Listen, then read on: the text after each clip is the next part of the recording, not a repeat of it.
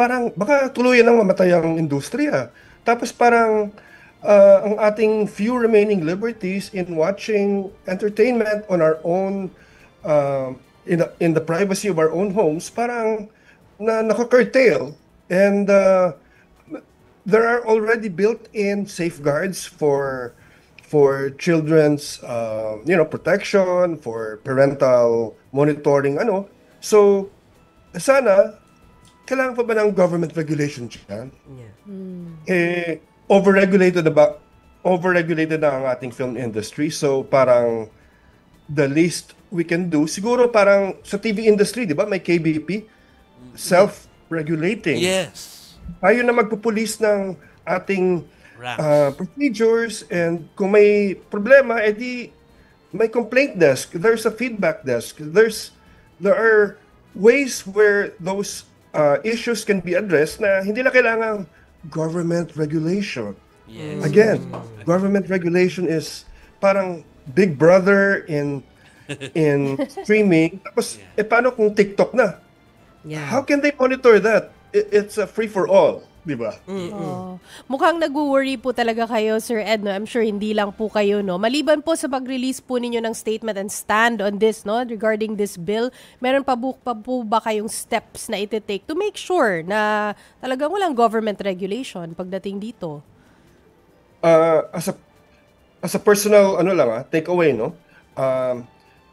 If it's not broken, we don't have to fix anything. So we're already in place na yung ating regulation for public screenings, and it's there, R18, R16, PG-13, all that.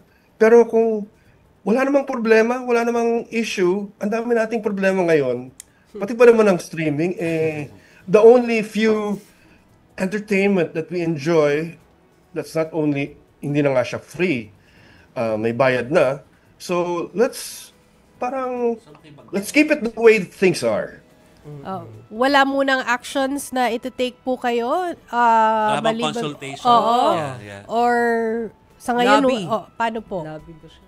Well, as far as I know, wait and see kami kung ano yung next move. Sana nga, pagdating sa Kongreso, medyo magkaroon ng magandang discussion dun sa implications ng magiging bill na to when it gets applied. Kung feasible ba siya? Kung ano bang epekto sa ating personal liberties? Ano ba yung epekto sa ating standing as a democratic country?